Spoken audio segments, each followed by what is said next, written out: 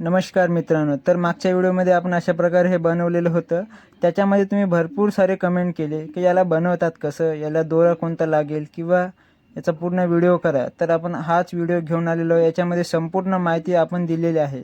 तर हा व्हिडिओ खूप मोठा आहे, तर तुम्ही हा व्हिडिओ यूट्यूबवर पहा, जेणेकरून तुम्हाला चुकी होणार नाही आणि तुम्ही पूर्णपणे कोणतीही कला 1 मिनिटात किंवा 2 मिनिटात शिकता येणार नाही. त्याला टाईम द्यावा लागेल आणि हा व्हिडिओ तुम्ही यूट्यूबमध्ये स्लो मोशन करून पाहू शकतात.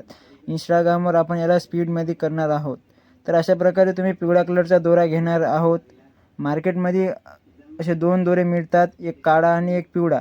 काळा कलरचा दोरा आहे ना, ते पाण्यामध्ये पाणी अब्झॉर्ब करून घेतात आणि पिवळ्या कलरचा दोरा हा नायलॉनचा दोरा आहे. टायगर दोरा आपण याला म्हणतो. तर टायगर दोरा सहजासहजी आपण तुटणार सुद्धा नाही आणि ते मजबूत सुद्धा असणार. बिलकुल साध्या प्रकारे आपण हे बनवणार आहोत. वरती तुम्ही डायग्राम पाहू शकतात, हिरवा, लाल, निळा आणि काळा. आता आपण निळ्या कलरच्या याले असं वरती पलटवत आहोत. तर डायग्रामच्या हिशोबाने तुम्ही आरामशीर बनवू शकतात. आता हे आपण तुम्ही पाहू शकता, त्या डायग्रामच्या हिशोबाने तुम्हाला बनवायचं आहे. बिलकुल सोप्या प्रमाणे आपण इथं दाखवलेलं आहे. जसं डायग्राम आहे तसंच आपण बनवणार आहोत. तुम्हाला अलग अलग प्रकारे बनवण्याचे आपण पहिलं सिंपल असं स्टेप आपण आता तुम्हाला शिकवत आहोत. नंतर तुम्हाला मीडियम आणि मित्रांनो हे तुम्ही पाहू शकता, सेम टू सेम त्या डायग्रामाने हे आपण इथं विणकाम केलेलं आहे. तर तुम्ही अशा प्रकारे डायग्राम पाहून हे सहज बनवू शकता. हे आपला पहिला स्टेप आहे. जर तुम्ही हे स्टेप कंप्लीट केला तर तुम्ही समजून घ्या अशा प्रकारे तुम्ही बनवू शकता.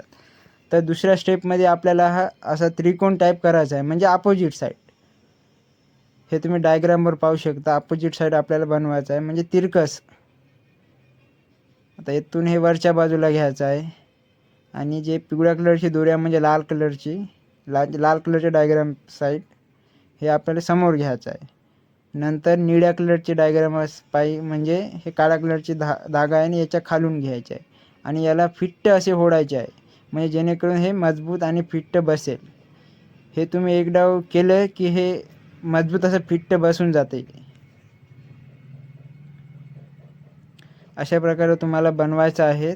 जर तुम्ही हे आपला पहिला स्टेप आहे, म्हणजे हा दुसरा स्टेप आहे आणि तिसरा स्टेप म्हणजे हे दोन्ही मिक्स, म्हणजे पहिला आणि दुसरा स्टेप हे मिळून तिसरा स्टेप होईल. अशा प्रकारे तुम्हाला बनवायचं आहे. बिलकुल सोप्या प्रमाणे आपण हे तुम्हाला शिकवण्याचा प्रयत्न केलेला आहे. बिलकुल सोपं असं हे एक उदाहरण आहे. असंच तुम्हाला त्या घुंगराला किंवा टिलमिलाला त्याच्या साईडून राऊंड हे करायचं आहे. व्हिडिओ आवडला असाल आपल्या चॅनलला फॉलो करा आणि आपल्या यूट्यूब चॅनलला जरूर सबस्क्राईब करा. असेच नवीन नवीन व्हिडिओ आपण या यूट्यूब चॅनलवर आणत असतो.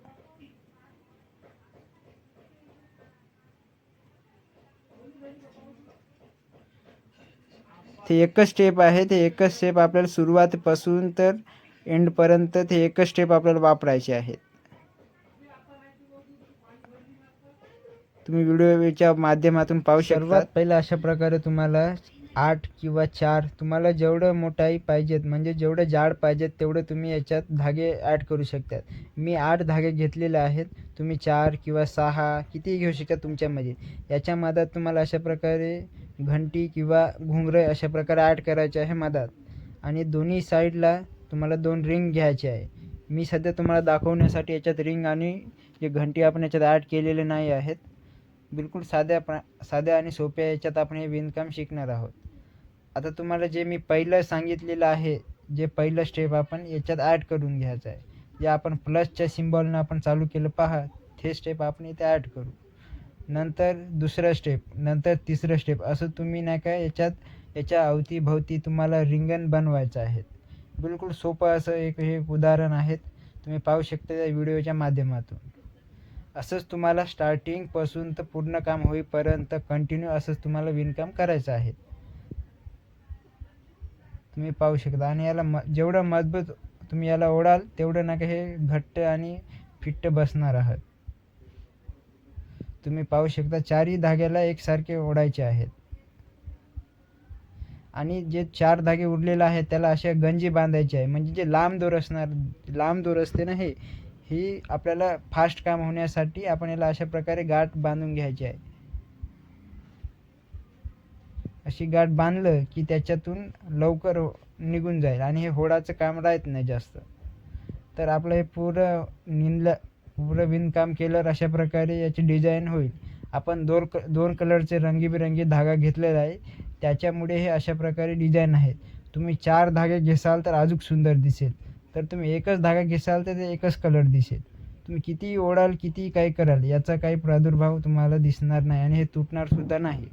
तर व्हिडिओ आवडला असाल तर चॅनलला फॉलो करा. यूट्यूबवर पाहत असाल तर व्हिडिओला सबस्क्राईब करा, चॅनलला सबस्क्राईब करा.